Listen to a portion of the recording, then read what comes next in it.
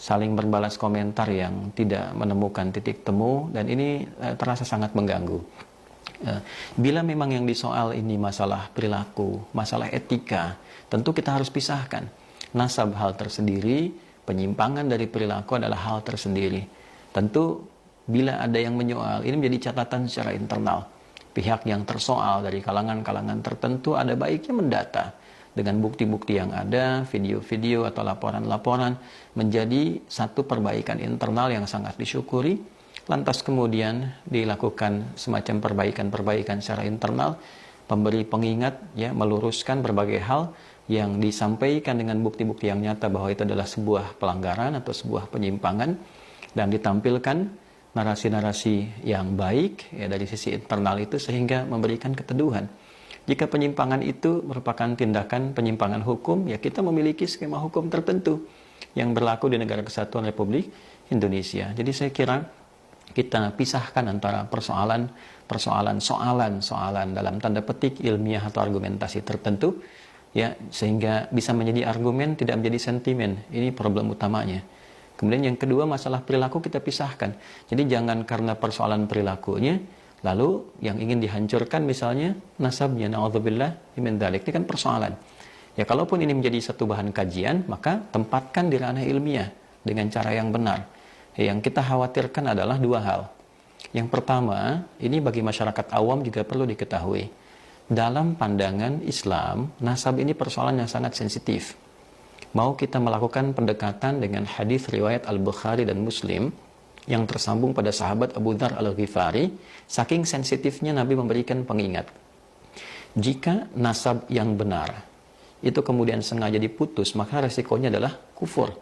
Ma min rajulin idda'a, tidaklah seorang lelaki mengaku li ghairi abihi, kepada menasabkan sesuatu kepada yang bukan dari bapaknya, jalur nasabnya, fahuwa kufrun, maka dihukumi dengan kufur. Ya, jadi kalau ada seseorang yang dengan pandangan tertentu mencoba memutus nasab seseorang yang sudah valid, tercatat, terbukti, dan ternyata nasab itu benar, kemudian mencoba untuk diputus, maka resikonya kufur. Ini kan masalah. Nah, kemudian juga dalam hal yang sama, ketika ada seseorang menisbatkan yang bukan kepada nasabnya, maka falyatabawwa maq'adahu minan nar. Kalau seseorang mengaku-ngaku bagian dari nasab yang bukan nasabnya, maka tempatnya juga di neraka. Nah, oleh karena itu ini persoalan yang tidak mudah. Ya, jadi jangan ditarik ke ranah kalangan masyarakat awam. Selesaikan di ranah ilmiah, ada pengujinya, ada hakimnya, ada bukti-buktinya, ada sistematikanya, sehingga tidak nanti banyak orang terjebak pada satu masalah yang ini jadi problem kemudian hari saat kembali kepada Allah Subhanahu wa taala. Siapa yang akan bertanggung jawab kalau tiba-tiba ada orang mencaci maki nasab tertentu, kemudian tidak seperti kenyataannya, dan dia menghukumi terputus, lalu terkena kemudian dengan ancaman hadis ini, yang bertanggung jawab siapa? Kan jadi masalah. Nah, jadi nasab itu sangat sensitif, dinisbatkan kepada yang bukan dari turunannya masalah, mengaku-ngaku bermasalah, berbangga-bangga juga masalah.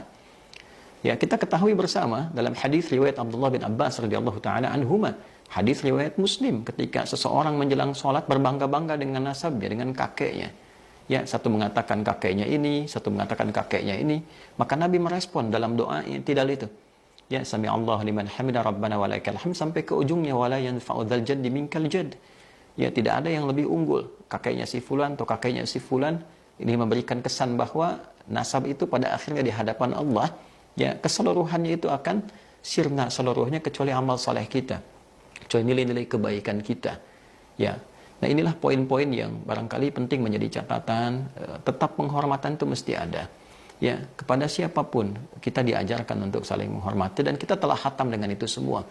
Ya, jangan kita hanya mengambil dalil inna akramakum indallahi atqakum.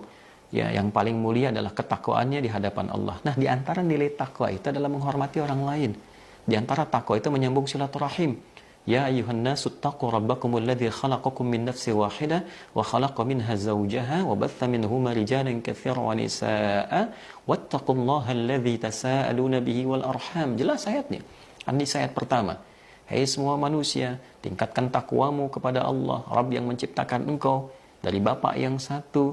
Kemudian ada istrinya jadi ibu kalian, ada Adam, ada Hawa, menyebar jadi keturunan, ada laki-laki, ada perempuan.